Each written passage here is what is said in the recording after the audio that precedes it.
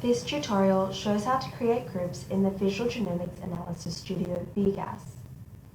The Groupings panel on the right-hand side of the RNA-Seq plot view options window can be used to store user-defined groups of cells or samples for subsequent use in analyses. Groups can be created using metadata categories by highlighting categories of interest and then right-clicking either Add to Single Group, and users can choose a color. This will add all the selected categories to one group, or add to multiple groups, which will create a group per selected metadata category. Groups can also be created from the cell/sample metadata panel. The selected metadata in the sample grid can be grouped using the Add to Group upon right-click. It will then appear in the Groupings panel. Each group may be formatted by color using color groups on right-click, which will translate to all subsequent visuals. Colors are set in the color option panel, which shows a range of palettes.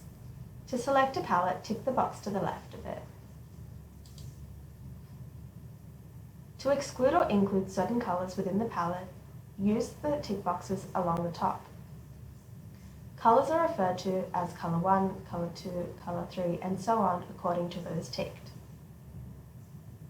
Groups can be edited or cleared by right-clicking on a selected group in the Groupings panel.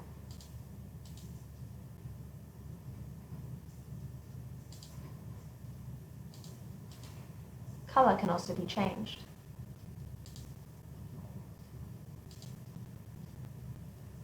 To name a grouping, either type the name in the name input box at the bottom of the grouping panel prior to the creation of the group,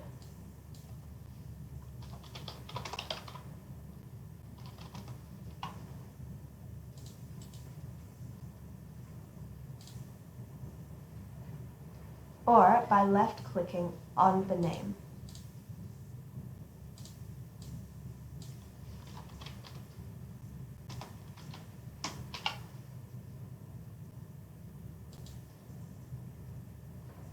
To clear all groups, select Clear Groups.